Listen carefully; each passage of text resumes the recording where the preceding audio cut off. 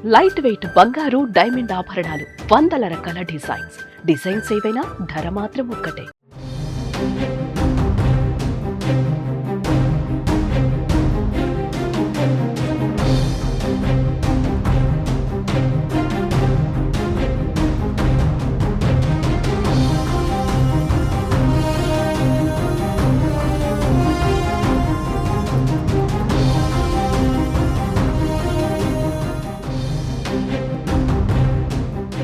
ఏపీలోని కూటమి ప్రభుత్వం ఈ ఏడాది ప్రారంభం నుంచి పెండింగ్ బిల్లుల చెల్లింపు పైన ఫోకస్ పెట్టింది.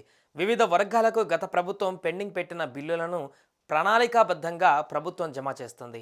ఈ క్రమంలోనే అమరావతి రైతులకు చంద్రబాబు ప్రభుత్వం శుభవార్త చెప్పింది. రాజధాని నిర్మాణానికి భూములిచ్చిన రైతులకు గత వైసీపీ ప్రభుత్వం పెండింగ్లో ఉంచిన కౌలు నిధులను కూటమి ప్రభుత్వం విడుదల చేసింది.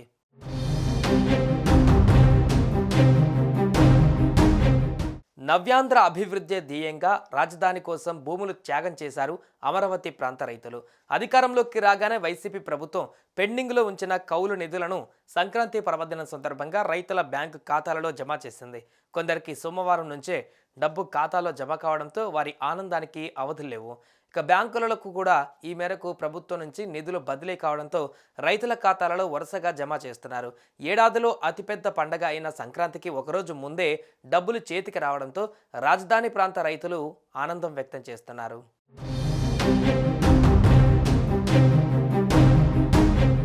రాజధాని పరిధిలో పింఛన్లు, కౌలు మొత్తాలు చెల్లించేందుకు పురపాలక పట్టణాభివృద్ధి శాఖ 255 కోట్ల నిధులు విడుదల చేస్తూ ఉత్తర్వులు జారీ చేసింది. ఇందులో వైసీపీ ప్రభుత్వం పెండింగ్లో ఉంచిన కౌలు మొత్తంతో పాటు ఈ ఏడాది కౌలు కూడా ఉంది. ఈ రెండు మొత్తాలని కలిపి రైతుల ఖాతాలలో జమ చేస్తున్నారు. అదే సమయంలో రాజధానిలో భూమి లేని నిరుపేదలకు చెల్లించే పెన్షన్లు కూడా సంక్రాంతి కానుకగా వారి ఖాతాల్లో జమ చేస్తున్నారు. దీంతో రాజధాని రైతులలో హర్షాతిరేకాలు వ్యక్తమవుతున్నాయి. త్వరలో రాజధాని నిర్మాణ పనులు పునఃప్రారంభం కానున్న నేపథ్యంలో కౌలు, పెన్షన్ల విడుదల వారితో సంతోషం రెట్టింపు చేసింది.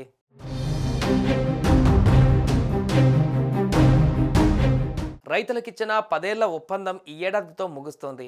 అయితే వచ్చే ఎన్నికలలో టీడీపీ గెలిస్తే మరో 5 ఏళ్ల పాటు వార్షిక కౌలు చెల్లించాలని చంద్రబాబు నాయుడు ప్రకటించారు. కౌలు చెల్లింపులు ప్రస్తుతం ఎకరాకి ఇచ్చే మొత్తంలోనే కొనసాగిస్తామని తెలిపారు. అమరావతి రైతుల కృషికి, త్యాగానికి గుర్తుగా ప్రభుత్వం వార్షిక కౌలు చెల్లింపులు చేస్తూ వస్తుంది.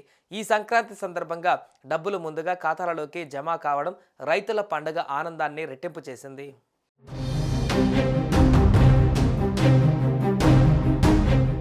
సుమన్ టీవీలో మీ పర్సనల్ అండ్ బిజినెస్ ప్రమోషన్స్ కోసం కింది నెంబర్కి కాంటాక్ట్ చేయండి.